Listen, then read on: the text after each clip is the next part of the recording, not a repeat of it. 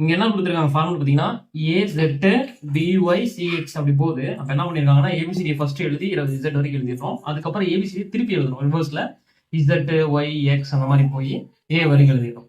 How many consonants will appear to the left of the vowels? vowelsக்கு left சைடுல எத்தனை கான்சோனன்ட்ஸ் வந்து இதுல இருக்கு அப்படிங்கறத கண்டுபிடிக்கணும். அதாவது இங்கிலீஷோடைய ஆங்கிலத்துல இருக்கிற உயிரெழுத்துக்கு இடதுபுறத்துல உயிரெழுத்து அல்லாத எழுத்துக்கள் எத்தனை அப்படிங்கறத கேள்வி. வவல்ஸ் என்னது? AEIOU அதான் வவல்ஸ். இந்த வவல்ஸ் லெட்டருக்கு லெஃப்ட் சைடில் கான்சோனன்ட் லெட்டர் இருந்தால் எத்தனை இருக்குது அப்படிங்கிறத கண்டுபிடிக்கணும். அதான் கேள்வி. ஃபர்ஸ்ட் ஏ பாருங்க, ஏக்கு லெஃப்ட் சைடில் எதுவுமே இல்லை, அப்போ இதை ரிஜெக்ட் பண்ணிடலாம். அடுத்தது இ. இப்போ இ எங்கே வருது? இங்கே வருது. ஸோ இக்கு முன்னாடி என்ன லெட்டர் இருக்கு? டபிள்யூ இருக்கு. டபிள்யூ என்னது? ஒரு கான்சோனன்ட். அப்போ இது வரும். இதை ஒன்று ரவுண்ட் பண்ணிக்கலாம்.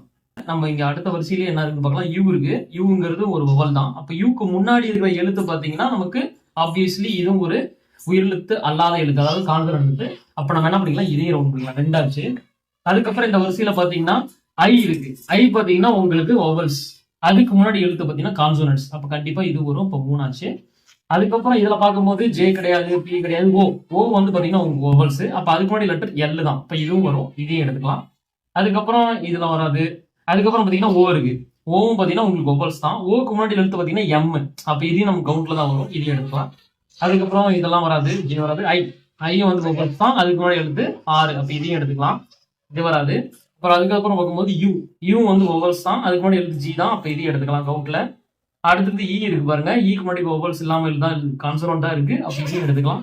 அதுக்கப்புறம் பார்க்கும்போது ஏ இருக்கு. ஸோ ஏக்கு முன்னாடி எழுத்து கான்சோனன்ட் தான். அப்ப இதையும் எடுத்துக்கலாம். மொத்தமா எத்தனை கவுண்ட் பண்ணா நமக்கு விடை 1 2 3 4 5 6 7 8 9. So 9 answer.